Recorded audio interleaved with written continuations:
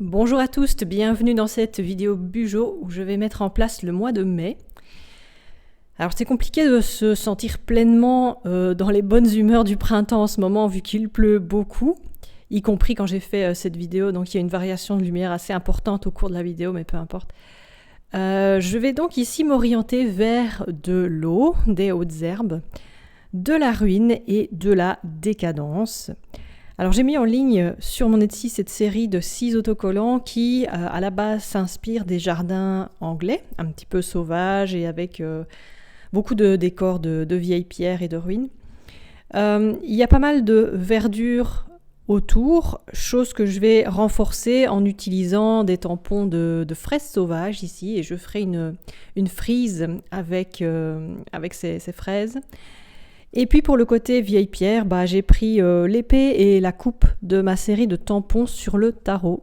J'ai aussi préparé de la gouache, mais je vous en parle un petit peu plus tard. Alors, je vais commencer d'abord par délimiter un espace pour ma frise, donc sur la gauche. Et sur cette page de gauche, je vais faire ma vue mensuelle, donc numérotée de 1 à 31 en mai. Et là, je suis en train de séparer en fait chaque semaine par une ligne verte. Et donc, je noterai en enfilade les jours de 1 à 31. Je zoome un peu pour vous montrer le titre. Le titre qui est très printanier, puisque j'ai essayé de faire des lettres avec des jeunes branches, avec des petites feuilles au bout. Je vais utiliser de la couleur un petit peu pour les remplir, et ce sera le même jaune-vert que pour la gouache que je viens de vous montrer précédemment. Et pour les cadres, où je note, comme à chaque mois, les livres que je vais lire, les vidéos que je vais regarder, ma playlist, etc. Donc tout ce qui va être plutôt divertissement multimédia. Je vais faire des petits bâtons, des petites branches pour décorer le cadre de ces mois. En tout cas, je vais faire 2 cadres comme ça et un autre un peu plus austère, on va dire, juste avec un trait, quoi.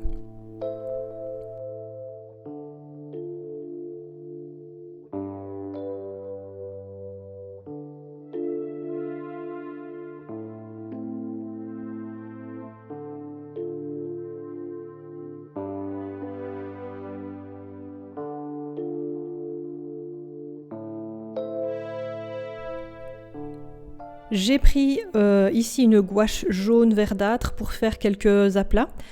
En ce moment, je suis toujours occupée avec le projet des 100 jours, là, où je me suis donné pour mission de faire une illustration à la gouache par jour pendant 100 jours.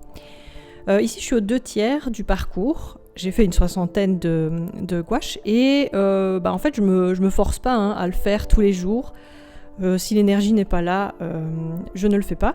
Donc ça avance, je vous ferai une vidéo sur le sujet parce que je trouve ça super intéressant d'avoir des retours d'expérience sur ce genre de défi.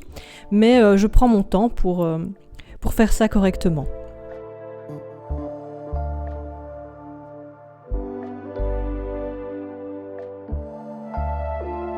Vous remarquerez ici que je ne vais pas compléter totalement l'aplat au niveau du coin puisque je collerai un autocollant par-dessus, ça vaut pas la peine de tout colorier. Et je note les titres au niveau des cases, au niveau des blocs, jeux vidéo et playlist.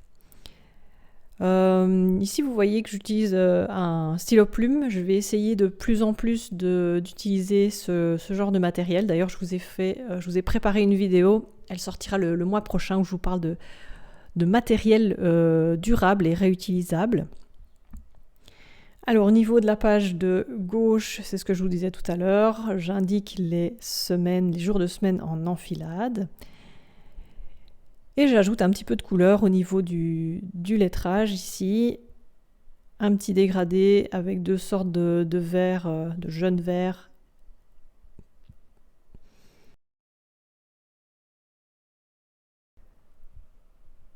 Je vais sélectionner ensuite mes autocollants, où je vais prendre la cascade avec le crâne, qui fait partie d'une autre collection, d'une autre série que j'aime toujours autant, sur la forêt, la série Forest Core. Et pour rester dans l'eau, j'ai pris la petite mare que je placerai au niveau du titre. Je colorie aussi les cadres avec les branches. Et je vais m'atteler au tampon et à la frise ici. Pour la partie des livres que j'ai lus, maintenant j'utilise systématiquement ces tampons livres, donc les piles à lire. En général, je lis 4 livres par mois, enfin ça dépend, assez variable. Donc je préfère apposer 2 tampons parce que si j'en mets qu'un, il n'y aura que 3 espaces et je ne saurais pas quoi faire avec mon 4e titre là. Donc j'aime autant prévoir le coup et mettre 2 fois 3 livres. En avoir plutôt plus que pas assez. Et au niveau de la frise, ici, je tamponne du vert foncé sur du vert clair. Je trouve ça vraiment cool comme effet. Je pourrais faire une frise entièrement avec les petites fraises. C'est fait pour, enfin je les ai conçues comme telles. Mais je vais intercaler ici un tampon avec l'épée qui est aussi couverte de lierre ou de plantes grimpantes. Donc ça donne un effet assez intéressant avec les petites fraises, puisque les verdures se répondent entre elles. Et au niveau de la cascade, j'applique juste des petits tampons décoratifs, de l'ornemental. Et voilà pour ma première page.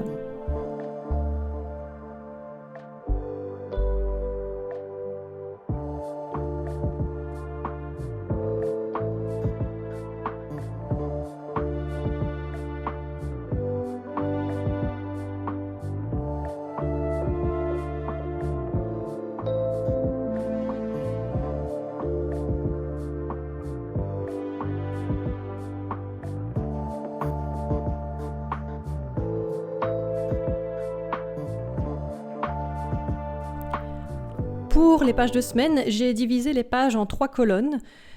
Pour les jours, je vais faire des formats de boîtes plutôt carrés et je vais intercaler des blocs pour la to-do list et pour d'autres notes en vrac. Aussi des blocs pour la déco, bien sûr. Je vais rester assez simple ici, mais je reviendrai sur cette page un petit peu plus loin dans la vidéo pour ajouter des détails, des cadres colorés pour que ça soit moins uniforme et aussi pour mieux repérer les cases de jour. Globalement, je pense que c'est le genre de cadre ou d'ambiance générale qui est assez récurrente chez moi, les variations sur la forêt, le végétal envahissant et pas discipliné, toutes ces fougères et ces mousses qui poussent un peu partout. Je pense que c'est une bonne métaphore de ce qu'il y a dans ma tête. Trop de graines semées, ça pousse, ça meurt, ça composte, ça repousse. Et au final, je contrôle pas grand-chose. Et c'est ça qui est fantastique aussi. L'aspect cyclique est là. Et les mêmes sujets sont exhumés, réexploités autrement jusqu'à la saison suivante. Pour mes autocollants, je les ai sélectionnés un petit peu en amont et je viens détourer un petit peu en débordant vers le centre l'autocollant. Je ne sais pas si vous avez bien capté ce que j'ai fait à l'écran, mais c'est pour en fait éviter de tout peindre et que ça n'adhère plus. Puisque avec la gouache, eh bien, c'est difficile après de revenir coller un autocollant sur de la gouache. La surface n'est pas faite pour. Donc je préfère que ça adhère sur le papier et c'est pour ça que je détourne et ne peins pas toute la surface. J'aime beaucoup tamponner sur un fond déjà coloré. Ça m'arrive souvent d'utiliser mes restes de peinture sur du papier de brouillon et de venir par la suite tamponner des motifs, puis de les découper comme si c'était des autocollants en fait, de les mettre dans une petite boîte et de les ressortir quand je dois faire des petits collages. Et j'avais envie aussi de vous montrer en vidéo toutes ces façons que j'ai découvertes, toutes ces façons que j'ai d'utiliser mes tampons. Enfin, ça pourrait paraître un peu stupide dit comme ça, mais en réalité, je les grave pas que pour le shop. Je suis la première utilisatrice de ce que je fais et montrer un petit peu comment je peux les assembler, comment je peux utiliser un seul tampon pour faire tout un tas de trucs. Voilà, ça pourrait vous donner des idées neuves. Dites-moi en commentaire si c'est le genre de vidéo qui vous intéresserait. Pour la seconde page, rien de bien différent, à nouveau 3 colonnes et des blocs empilés. Si ça se trouve en mai, il va faire full soleil et je me demanderai pourquoi j'ai utilisé tant de ruines et pas de fleurs colorées. C'est pas grave, hein, je me rattraperai en juin sur les couleurs flashy s'il le faut. Sur ce premier bloc, je viens de rayer une ligne sur 2. Ce sera ma to-do list. J'ai envie que ce soit assez clair, donc le petit ornement en plus sert à ça. Je détourne à nouveau les stickers, donc vous voyez comment je fais. Hein, je mets la pointe du crayon légèrement en dessous de l'autocollant. Voilà. Comme ça, je ne peins que la surface utile. Un gros plan sur le lettrage que j'utilise. Bon, ben voilà, ça ressemble à du lettrage traditionnel tattoo. Pour le tattoo old school. Assez facile à faire. Et j'applique les autocollants ici sur le papier, la surface papier. Au niveau des tampons, ben, je reste sur le petit carré ornemental ici. J'aime assez bien ce genre de tampons très simple et versatile. Donc j'ai mes petits chouchous et celui-là en fait clairement partie. Tout comme les coins et les petites frises à fleurs médiévales, je les utilise sans cesse. Et je marque ici le cadre, le contour des jours de la semaine.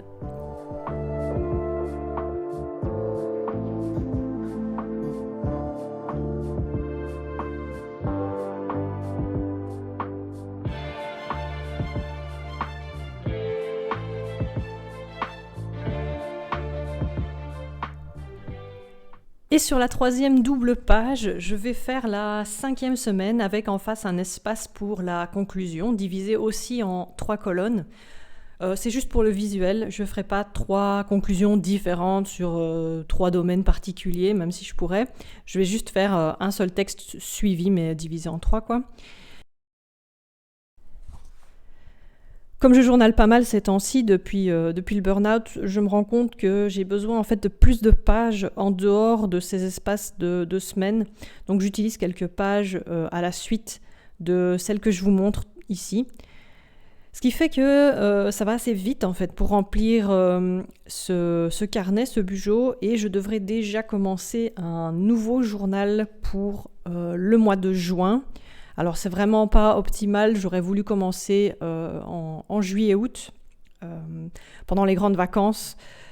Mais bon, on fera avec, je commencerai en juin, quitte à faire les collections, la vidéo du nouveau bugeot, préparer un nouveau bugeot en juillet.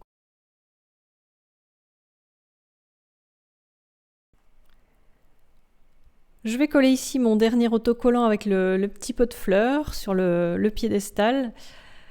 Et souligner mes cadres de jour. Alors je pense que pour ces petits autocollants de ruines là-bas, je pense que je vais les réutiliser pour d'autres projets. Ils me plaisent assez bien parce qu'ils sont assez neutres dans leur thème. Et au niveau des couleurs, c'est clairement ma gamme de confort.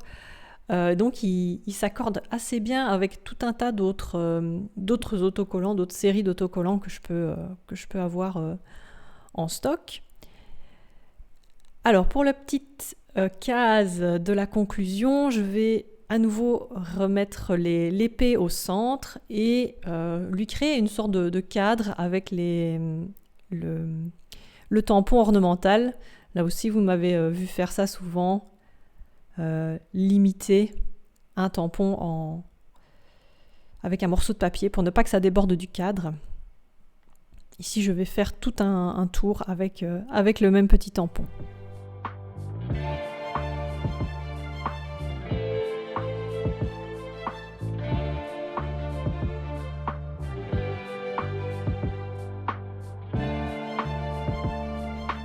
Au-dessus, pour le titre, je vais à nouveau utiliser le tampon avec les petites fraises sauvages, qui s'accordent lui assez bien avec les frises médiévales, donc je pense que je vais les utiliser aussi souvent ensemble et je vais noter le titre conclusion au-dessus.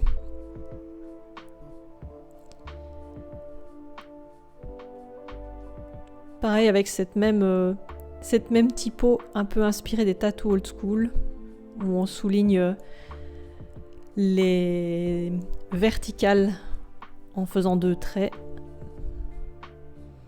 Et comme j'avais pas assez de place en vert, je vais continuer mon champ vert jusqu'au bout de la page.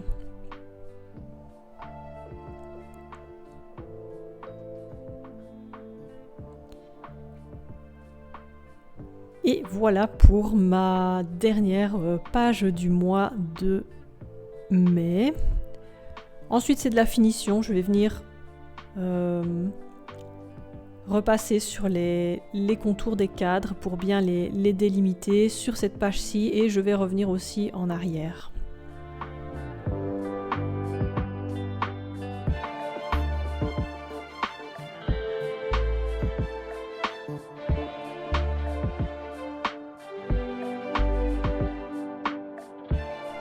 Ensuite, je suis revenue, comme je vous le disais, sur les cadres des pages précédentes pour à la fois achever ma décoration, refaire les cadres avec les petites branches là, et rendre les choses un petit peu plus claires. Donc j'ai rajouté un cadre au niveau des cases de jour. Voilà, alors je ne sais pas pourquoi j'ai tourné ici plus de séquences que d'habitude, hein. La vidéo est plus longue, j'espère que ça ne vous dérange pas. C'est peut-être d'ailleurs plus chill pour vous si vous préparez votre bijou en même temps que moi. D'ailleurs, est-ce qu'il y a des personnes qui font ça, donc qui mettent la vidéo en fond et qui journalent en même temps? Je suis curieuse de savoir, donc dites-moi en commentaire si vous faites ça et si éventuellement ça vous intéresse que je fasse des vidéos plus longues ou en temps réel, même si ça durerait vraiment trop longtemps. Dites-moi ça en commentaire, quoi.